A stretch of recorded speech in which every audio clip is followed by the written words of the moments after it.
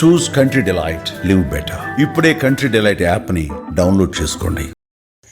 Social మీడియాలో తిడుతున్నారంటే ఒకటి గుర్తొచ్చింది. ప్రతి సంవత్సరం మన రాశి ఫలాల గురించి మాట్లాడుతున్నప్పుడు ఏదైనా వాళ్ళకి నచ్చని విషయం చెప్తే ఈ సంవత్సరం మీ జాతకం మీరు చూసుకున్నారు వేణుస్వామి గారు అంటారు. సో ఆల్మోస్ట్ ఇప్పుడు ఏంటి నెక్స్ట్ సంవత్సరం ఎలా ఉండబోతుంది మీ జాతకం? నా జాతకం ఎప్పుడూ సూపర్గానే ఉంటుంది. ఓకే, నేను మంచి కంటే చెడు ప్రచారాన్ని ఎక్కువగా నమ్మే మనిషిని. నేను ఒకటే నమ్ముతా, అంబానీ లాంటి ఫ్యామిలీ పెళ్లి చేసిర్రు అంటే ఎందుకు చేసిర్రు? 5,000 కోట్లు ఖర్చు పెట్టి పబ్లిసిటీ కోసం చేసిర్రు. అలాంటి పబ్లిసిటీ 500 కోట్ల పబ్లిసిటీ నాకు పుక్కడికి ఇస్తున్నారు అంటే నేను ఎందుకు వద్దంట? నేనేమైనా పిచ్చోడినా, వెర్రోడినా? నేను ఎందుకు వద్దంట? డబ్బులు ఇచ్చి టీవీలలో ప్రమోట్ చేసుకుంటునే సందర్భం నుండి డబ్బులు లేకుండా నా గురించి మీడియాలో వార్తలు వస్తున్నాయి అంటే నేను ఎంత సంతోషపడతా. దాన్ని ఎదుర్కొనే శక్తి నాకు ఉందా లేదా అనేదే ముఖ్యం. సమాజంలో ఏమొస్తుంది అనేది చెడు నేను పట్టించుకోను. దాన్ని ఎదుర్కొనే దమ్ము ధైర్యం నాకు ఉందా, నా పెళ్ళానుకుందా, నా బిడ్డకుందా అని చూస్తా తప్ప నేను నా గురించి నెగిటివ్ ఏమి వేస్తున్నావు నేను చూడా. ఎవరి ఇష్టం వాళ్ళది. ఇప్పుడు నిన్ననే ఏదో నేను పెట్టగానే తమ్మునేలు ఏదో పెట్టుకున్నారు, నెగిటివ్ తమ్మునేలు. నిన్న ఎవరో ఒక ఆమె మీనరాశి ఆమె వచ్చి లాస్ట్ ఇయర్ మాకు బాగలేదు, ఈ ఇయర్ బాగలేదు అని టిట్లా అంటుంది ఆమె. మీనరాశికి బాగలేదు, బాగలేకపోతే బాగలేదనే చెప్తాము, బాగుందని చెప్పము. నువ్వు తెలుసుకోవాలంటే మా దాంట్లోకి వచ్చి పంచాంగం చదువుకో, శాస్త్రం చదువుకో. మేము 10 ఏళ్ళు కొట్టించుకుంటే ఈ స్టేజ్కి వచ్చినాము, నువ్వు కూడా అట్లే వచ్చి చదువుకొని మాట్లాడు. ఇప్పుడు కెమెరామెన్ ఉన్నాడు, కెమెరా ఎట్లా తీయాలనో నాకెందుకు, నేను నోరు మూసుకొని కూర్చుంటా, ఆయన పని ఆయన చేస్తాడు. అంతేగాని ఆయన దగ్గరికి పోయి నాన్న కెమెరా యాంగిల్ తప్పు నాన్న అని నేను చెప్పింది అనుకో, నా అంత వెదవ ఉండడు. అట్లనే నా సబ్జెక్టులా నువ్వే ఏలుపెట్టి, శాస్త్రంలా నువ్వే ఏలుపెట్టి తప్పు కదా. సో రీసెంట్గా వీణావాణి గారి వీడియోస్ అసలు చాలా బాగా అందరికీ నచ్చుతున్నాయి. అంటే ఆవిడ షోల గురించి వెయిట్ చేసే వాళ్ళ సంఖ్య పెరుగుతుంది. మనకి హైదరాబాద్లో కూడా మొన్న ఒక షో కండక్ట్ చేశారు, మీరు కూడా లైవ్లో వెళ్ళారు, అది వీడియో కూడా పెట్టారు. ఆవిడ కూడా చాలా ఎక్సైటెడ్ అయ్యారు. యాక్చువల్లీ ఇంతమంది వస్తారని ఎక్స్పెక్ట్ చేయలేదన్నారు. ఎట్లా అనిపించింది మీకు అసలు? చాలా హ్యాపీ. నేను మన తెలుగు సోషల్ మీడియా, తెలుగు రాష్ట్రాల మీడియాకు నేను మంగళాకాంక్షలు తెలియజేస్తున్నాను. ఎందుకంటే ఇవాళ నేనైనా ఆమెనైనా ఈ స్టేజ్కి రావడానికి ప్రధానమైన కారణం పాజిటివ్ కంటే కూడా మమ్మల్ని నెగిటివ్గా ప్రమోట్ చేసిన జనాల వల్లనే ఈ స్థాయికి వచ్చినాం మేము. ఎందుకంటే నేను చెప్పినట్టుగా నేను చెప్తా, సెలబ్రిటీ కావాలంటే అమీర్పేట్ సెంటర్కి పోయి కుక్కను కొరికితే సెలబ్రిటీ అవుతాడు. ఎందుకంటే కుక్క మనిషిని గరవడం కామన్, కానీ మనిషి కుక్కను గరవడం వెరైటీ. సో అట్లనే అది డబ్బులు ఇచ్చి చేసుకోవాలి. అంబానీ లాంటి వాడు డబ్బులు ఇచ్చి చేసుకున్నాడు. మా అదృష్టం ఏందో కానీ నేను మా ఆవిడ ఇద్దరికి ఫ్రీ పబ్లిసిటీ వచ్చింది. 1 సంవత్సరం నుండి తీసుకుపోయి ఆకాశంలో పెట్టిరు మమ్మల్ని. సో అంతకు ముందు కంపేర్ చేస్తే ఎక్కడికన్నా బయటికి పోతే ఒక్క సెల్ఫీ దిగే స్టేజ్ నుండి ఇవాళ ఇద్దరం బయటికి వెళ్తే, మొన్న రాజమండ్రికి ఒక ఫంక్షన్కు నేను అటెండ్ అయినా, తను వీణ వాయిస్తుంది, నేను నా గెస్ట్ నా క్లయింట్ వాడు వెళ్ళిన, వాడు స్టేజ్ మీద దిగిన ఫోటోల కంటే నేను కింద దిగిన ఫోటోలు ఎక్కున్నాయి. ఏది పెళ్లి పిల్లగాడు. నేను అనేది ఇదంతా క్రెడిట్ తెలుగు సోషల్ మీడియాకి ఇస్తా, తెలుగు మెయిన్ స్ట్రీమ్ మీడియాలో కొంతమందికి ఇస్తా. బట్ భగవంతుడు డిసైడ్ చేసిండు.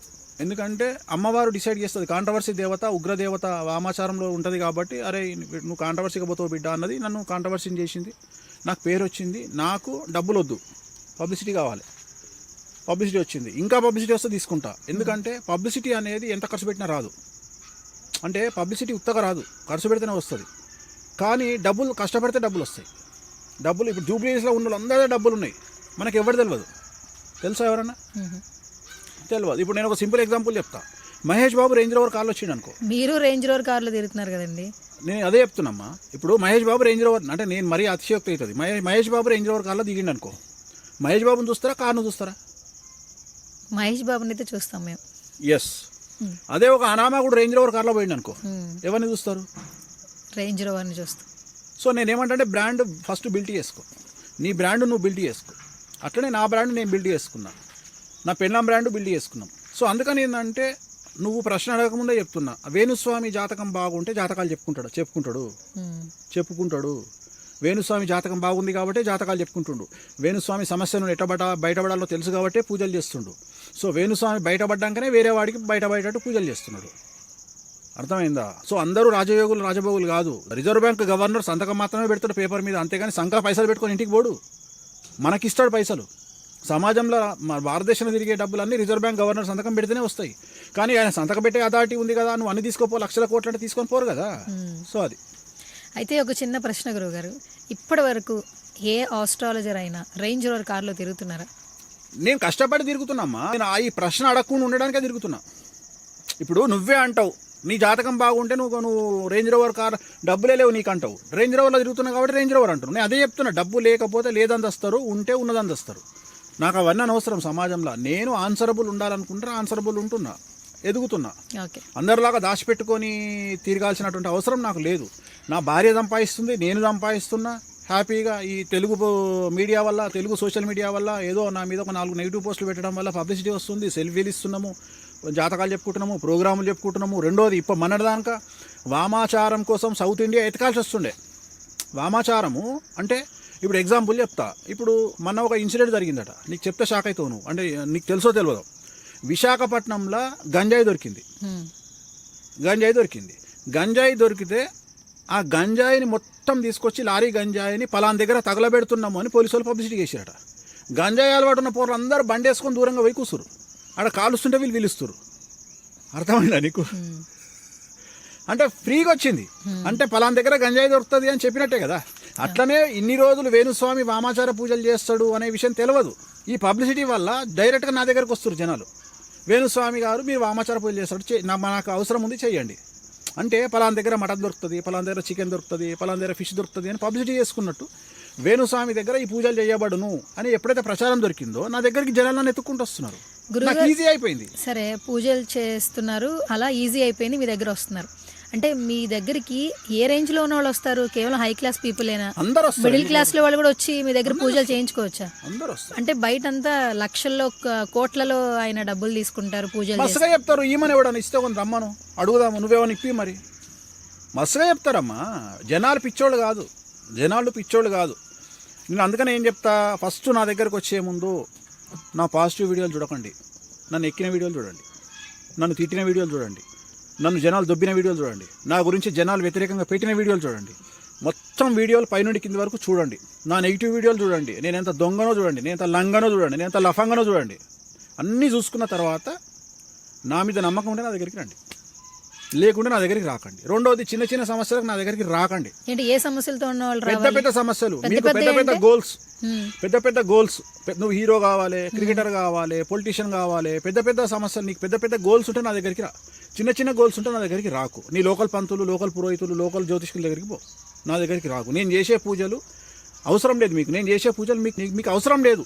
అంటే ఏమంటారు, మీకు లోకల్ పంతులు సరిపోతారు, నేను అవసరం లేదు. నా దగ్గరికి రావాలి అంటే నీ ఏమట్లు ఉండాలి. నేను కష్టపడితే నా దగ్గరికి రాకు, కసిగా కష్టపడితే రా.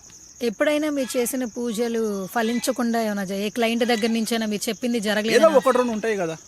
100% సక్సెస్ ఉండడం నేను దేవుని కాదు కదా, ఆఫ్టర్ ఆల్ నేను ఒక మానవుని. సక్సెస్ రేట్ అనేది ఉంటుంది. అటీటీగా 1-2 ఫెయిల్ అవ్వచ్చు, పెద్ద విషయం కాదు. అది సహజమే, అది ఫెయిల్ అవుతాయి. ఇప్పుడు ఏదైనా తెలుసుకోవాలంటే పుస్తకాల్లో తెలుసుకుంటాం, ఇంకేమైనా కావాలంటే సోషల్ మీడియాలో చూస్తాం. అసలు ఒక మనిషికి వచ్చినటువంటి సమస్యని మీ దగ్గరికి వస్తే ఏ పూజల ద్వారా మీరు చేస్తారు? అంటే ఇప్పుడు ఎవరైనా చూసారనుకోండి, విన్నారనుకోండి, ఇంకా భగవంతుడు ఎందుకు వేణుస్వామి దగ్గరికి వెళ్తే సరిపోద్ది కదా, అనొచ్చు కదా అన్నమాట. కరెక్ట్. అయితే ఇప్పుడు నేను చిన్న ప్రశ్న అడుగుతా. ఇప్పుడు హార్ట్ అటాక్ వచ్చిందనుకో, దేవుడు ఉన్నాడు అని చెప్పి ఇంట్లో వండ పెడతావా, తీసుకుపోయి హాస్పిటల్ వేస్తావా? హాస్పిటల్ తీసుకెళ్ళి. మరి అట్లనే ఇది కూడా ప్రయత్నం. వేణుస్వామి దగ్గరికి రావడం అనేది ప్రయత్నము, నమ్మకము. ఇప్పుడు మనం ఎంత చెప్పినా అల్టిమేట్గా జరిగేది జరుగుతుంది. ఇప్పుడు ఎలక్షన్లు వస్తుంటే ఏం చేస్తారు, సెఫాలజిస్టులు వీడు గెలుస్తాడు వాడు గెలుస్తాడు అని చెప్తుంటారు. ప్రతి సంవత్సరము దాని సక్సెస్ రేట్కి 80%. కానీ ప్రతి సంవత్సరము నాతో పాటు జనాలందరూ టీవీలు పెట్టుకొని ఎలక్షన్ల ముందు రోజు ఓపెన్ చేసి చూస్తారు. అవి కావని తెలుసు మనకు. సో మానవ ప్రయత్నం మనం చేస్తాం. సో సమస్య ఉన్నప్పుడు మన దగ్గరకు వచ్చి చెప్పినప్పుడు మన ప్రయత్నం మనం చేస్తాం. దానికి భగవంతుడు డిసిషన్ ఇస్తాడు. ఇది జరగాల వద్దా అనేది అల్టిమేట్ నిర్ణయం భగవంతుడు చేస్తాడు. భగవంతుడు ఆ వ్యక్తిని నా దగ్గరికి పంపిస్తాడు. నేను అంతవరకే చేయగలుగుతా, నేను ఆ పూజలు మాత్రమే చేయగలుగుతా. సో ఆ పూజలు చేయాలంటే కూడా ఇన్ని రిస్ట్రిక్షన్స్. చివరికి ఒక వ్యక్తి మటన్ తిన్నా లొల్లే. ఇప్పుడు నువ్వు అడిగినట్టు జీవహింస మహాపాపము అంటే, జీవహింస మహాపాపం అంటే ఆదివారం హైదరాబాద్లో ఎన్ని మేకలు ఎన్ని కోళ్ళు దిగుతున్నాయో నీకేం తెలుసు? అది జీవహింస కాదా? నువ్వు తింటేనేమో జీవహింస కాదు, ఓన్లీ అమ్మవారి దగ్గరకు వచ్చే వరకు జీవహింస అయ్యింది నీకు. అంతేగా నువ్వు చెప్పేది? జీవహింస మహాపాపం అంటే మనుషులు తినేటప్పుడేమో మంచిదే. అంటే నీ దృష్టిలో అమ్మవారు బేకారది, మనిషి గొప్పోడు. అంటే మనిషికి రైట్ ఉంది ఏది, నాన్ వెజ్ తినేది, కానీ అమ్మవారికి మాత్రం లేదు. ఇక అంతే కదా. అంటే ఇప్పుడు ఎవడు గొప్ప అంటే మనిషే గొప్ప అన్నట్టు అమ్మవారి కంటే. ఆమె తింటే రోజు మొత్తంలో ఒకటి తింటుంది, నువ్వు రోజుకున్నాయో 100 తింటావు. ఒక హోటల్లో 100 దిగుతాయి. ఆదివారం మొత్తం తీసుకుంటే ఎన్ని దిగుతాయి? రేపు సమ్మక్క సారక్క ఎన్ని లక్షలు దిగుతాయి? అట్లనే ఆషాఢ మాసంలో అమ్మ హైదరాబాద్ ఎన్ని దిగుతాయి? ఇంకొకటి జీవహింస మహాపాపము. రొయ్య జీవహింస కాదా? చేప జీవహింస కాదా? రొయ్య కూడా జీవమే కదా. అంత దూరం ఎందుకు పోతున్నావు? మనం తినే పాలకూరకు కూడా జీవం ఉంటుంది, మనం తినే కొత్తిమీరకు జీవం ఉంటుంది. మరి ఇవన్నీ జీవహింస కాదా? రేపటి నుండి బంద్ చేయమని చెప్పమ్మ జర అందరికి, పతిమలాడు జర. బెండకాయని తెంపొద్దు, ఆకుకూరని తెంపొద్దు, తిని సావండి అందరూ. అంటే ఇవన్నీ లాజికల్గా మాట్లాడడానికి పనికొస్తాయి, ఎదుటి వ్యక్తిని ఇరుకున పెట్టడానికి పనికొస్తాయి, కానీ నడవడానికి, జీవితంలో ముందుకు నడిపించడానికి పనికిరావు. సరే గురుగారు, మీరు చేసే పూజలు అసలు ఎక్కడి నుంచి ఎక్కడికి ఉంటాయి? దేనికంటే మినిమం టు మాక్సిమం అసలు మనిషిని బట్టి ఉంటే అట్టు ఉండవు కదా. ఇప్పుడు నేను అడుగుతా నిన్ను, అపోలో ఒక్కొక్క కార్పొరేట్ హాస్పిటల్లో ఒక్కొక్క రేటు ఉంటుంది, బైక్ కొట్టుకొని పోతావా? పో చూద్దాము. నిమ్స్లో ఒక రేటు ఉంటుంది, ప్రైవేట్ హాస్పిటల్లో ఒక రేటు ఉంటుంది, ఒక్కొక్క దగ్గర ఒక రేటు ఉంటుంది.